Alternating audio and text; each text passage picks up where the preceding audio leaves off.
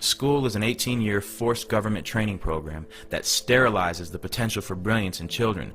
Those who actually survive schooling and survive conformity and continue on to think for themselves truly are a rare breed. All children start out as curious, highly experimental minds, and then one day they're sent to school. Mandatory schooling has never consisted of anything but the memorization of monotonous dead facts and training children to master repetitious behavior. For the greater part of their day, everything the child says must match the interest of their school teachers. Their behavior must coincide with a set policy and a set regulation. They cannot use the bathrooms without permission. If they wish to speak, they must raise their hands. And after every hour or so, a bell rings and everyone must move to it.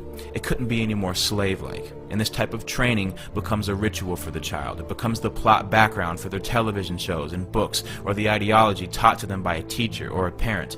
An entire monoculture is being developed here, stripping children of their power to cause trouble for the state at an early age, training them to be good servants of the politically correct. Their environment is much like a prison, by the population lacking any ability to check the authority of the warden. The process becomes a matter of rubber stamping. They have no control over their entire lives, which is directly related to youth violence, because the only control they have is between each other. Mandatory schooling produces children who are either terrified of the tyranny of others or have been raised to perpetually exploit the conditions of others. It's just like the prison system. Forced cohabitation. The child's presence in certain buildings and their engagement in state-regulated behavior is under penalty of imprisonment. An entire army of truancy officers have been hired to make sure that no child is on the other side of the bars. At the end of 18 years of coercive state authority, the child is released into the world. It's like the end of an 18-year prison sentence. Now that you're trained to do as you're told, now you can be free. And the produce of these schools, or this state-controlled manufacturing operation, is a society willing to submit, to obey, and to listen. Forced behavior, which technically amounts to a type of slavery, will only inculcate a mindset of fear and terror. You need to be somewhere at a set time, either at the orders of an authority or a bell. Everyone in one mass shifts to another position or another place to engage in a new activity. They're trained to not only follow instruction, but they're also trained to follow a certain behavior.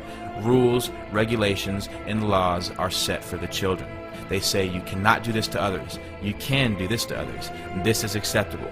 This is not acceptable. Standards of culture, morality, and behavior are imprinted into these new young minds that are in the blossoming stages of development. Their minds are being intercepted by the state and molded to conform to state standards. The first lesson they teach you is the orders of authority. The second lesson is to work with each other to achieve the desired ends of those in control. If a group of children are taught to engage in the same behavior regardless of what they want to do, then they will never fight back as adults. And this is your group of tenants who will live in roaches and never call the health inspector. This is your group of citizens who is easily terrified by police officers into voluntarily giving up their rights. This is your group of workers who surrender their lives to the corporation who tells them how to dress, how to speak, what time to wake up, which means they essentially tell you what time to go to sleep if they tell you what time to wake up. This is nothing new. These are the fruits of mandatory schooling. If we look into the roots of 19th century industrialism, the Civil War demonstrated to industrialists and financiers how a standardized population trained to follow orders without significant thought could be made to function as a money tree. It's no surprise that global power and corporate wealth is based on a third-rate educational system that works against developing individuals of true character and true intellect. Because the mindless bureaucrat or the thoughtless worker who will follow a system without question is the pattern that our system depends on. And this is what school produces. The system is not designed to educate the public, which is why federal and state bureaucracies call the shots, not the parents, not the local school boards. Every law is harshly enforced with maximum punishments. The tone of a principal is much like the tone of a warden, with no check on his authority. They will always have a way of using coercive ability to enforce a standard on the population. Strict punishment awaits any kid who disobeys this ruling force, and there is no doubt that an active student body reflects positively on school administrators. It's like factory floor men. They're fulfilling their quotas to the inspecting superintendent of the local school district.